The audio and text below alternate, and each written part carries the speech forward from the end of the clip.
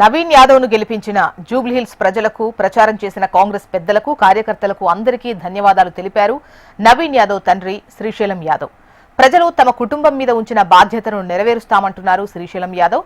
తమ మీద కావాలని బురద జల్లారన్నారు నవీన్ యాదవ్ తమ్ముడు వెంకట్ యాదవ్. ఇప్పుడు ఏమైంది, మీరు చల్లిన బురద మీరే కడుక్కోండి అంటున్న నవీన్ యాదవ్ తండ్రి శ్రీశైలం యాదవ్ తో పాటు నవీన్ యాదవ్ తమ్ముడు వెంకట్ యాదవ్ తో మా ప్రతినిధి ప్రేమ్ ఫేస్ టు ఫేస్ చూద్దాం.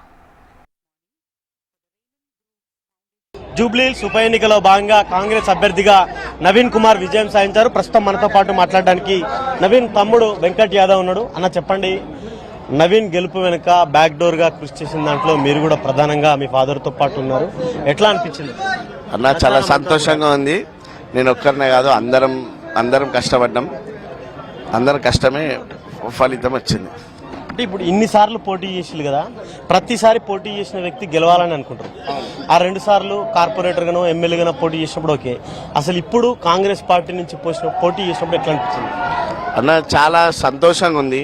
ఫస్ట్ ఆఫ్ ఆల్ అందరూ కాంగ్రెస్ కార్యకర్తలు, కాంగ్రెస్ లీడర్లు, మంత్రులు చాలా హ్యాపీగా ఫీల్ అయినారు. ఎందుకంటే ఇప్పుడు ఈ బీసీ క్యాండిడేట్కి వచ్చిందని చెప్పి అందరు బాగా సపోర్ట్ చేసారు.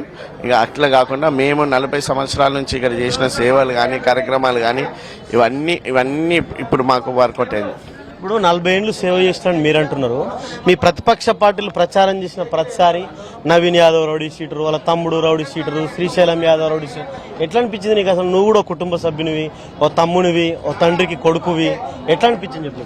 ఇక వాళ్ళకి చేతగాక బురద తల్లుతారు. ఆ బురద ఇప్పుడు వాళ్ళ మీద పడ్డది.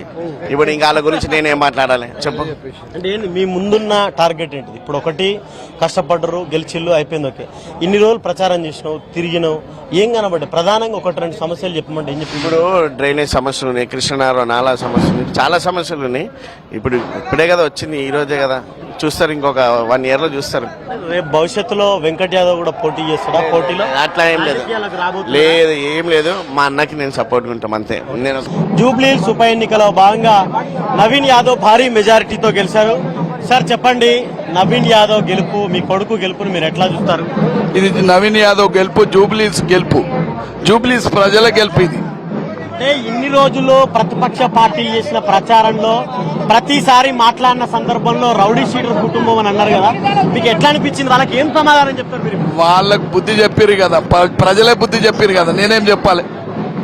భవిష్యత్తు ఎట్లా ఊహించుకుంటున్నారు? ఇక్కడ వరకేనా, ఇంకేమన్నా ఉందా? ఇప్పుడు భవిష్యత్ ఇప్పుడు మొదలైంది, మళ్ళా ఫ్యూచర్ చూస్తారు కదా. ప్రజలందరికీ కూడా కృతజ్ఞతలు చెప్తూనే మరొక వైపు ఇంకా భవిష్యత్తు ముందు చూస్తారని చెప్పేసి కూడా చెప్తున్నారు. కెమెరామెన్ రవితో ప్రేమ్.